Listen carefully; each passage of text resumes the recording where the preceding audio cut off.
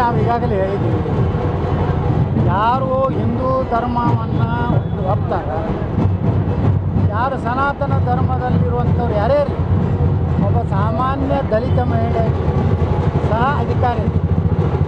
ಆದರೆ ಇಸ್ಲಾಮದಲ್ಲಿ ಯಾವುದೇ ಪರಿಸ್ಥಿತಿಯಲ್ಲಿ ಮುಸ್ಲಿಮೇತರ ಯಾವುದೇ ಧರ್ಮಗಳನ್ನು ಅವರು ಒಪ್ಪುವುದಿಲ್ಲ.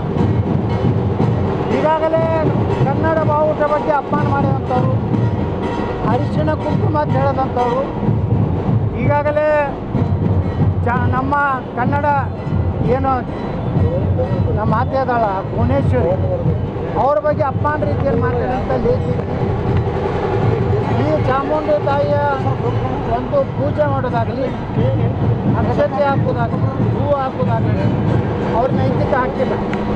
ನಾವೆಲ್ಲ ಮೂರ್ತಿ ಪೂಜೆ ನಮ್ಮ ಮೂರ್ತಿ ಪೂಜೆಯನ್ನು ವಿರೋಧಿಸಿದವರು, ನಮ್ಮ ಭುವನೇಶ್ವರಿಗೆ ಅಪಮಾನ ಮಾಡಿದವರು, ಅವರು ಕನ್ನಡಿಗರು ಅಲ್ಲ, ಅವರು ನಮ್ಮ ಧರ್ಮಕ್ಕೆ ಸಂಬಂಧ ಇಲ್ಲ.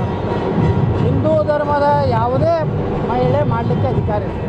ಆದರೆ ಅವ್ರಿಗೇನಾದರೂ ಇಸ್ಲಾಂ ಬಗ್ಗೆ ಗೌರವ ಇದ್ದರೆ ಅವರಾಗೆ ಬಿಟ್ಟು ಕೊಡಬೇಕು, ಇಲ್ಲಾಂದರೆ ಅವ್ರು ಒಪ್ಪಬೇಕು.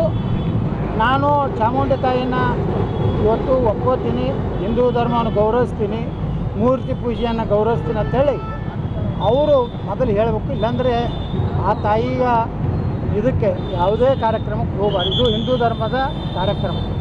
ನೀವು ಕವಿಗೋಷ್ಠಿ, ಸಾಹಿತ್ಯ ಏನೋ ಬೇಕಾದ್ರೂ ಉದ್ಘಾಟನೆ ಮಾಡಿ, ಆದರೆ ಇದು ಶುದ್ಧವಾಗಿ ಹಿಂದೂ ಇರೋಂಥವ್ರೆ ಅಷ್ಟಕ್ಕೆ ಇದು ಸೀಮಿತ ಇರೋದರಿಂದ ಸರ್ಕಾರ ಉದ್ದೇಶಪೂರ್ವಕವಾಗಿ ಸಿದ್ದರಾಮಯ್ಯ ಸರ್ಕಾರ ಹಿಂದೂ ದೇವತೆಗಳನ್ನು, ಹಿಂದೂ ಧರ್ಮದ ಪವಿತ್ರ ಸ್ಥಾನಗಳನ್ನು ಅಪವಿತ್ರ ಮಾಡಬೇಕು, ಅಪಮಾನ ಮಾಡಬೇಕಂತೇಳಿ ರಾಹುಲ್ ಗಾಂಧಿ, ಸೋನಿಯಾ ಗಾಂಧಿ ನಿರ್ದೇಶನದ ಮೇರೆಗೆ ಇಂಥ ಕೆಟ್ಟ ನಿರ್ಣಯಗಳನ್ನು ಮಾಡ್ತಾಯಿದ್ದಾರೆ.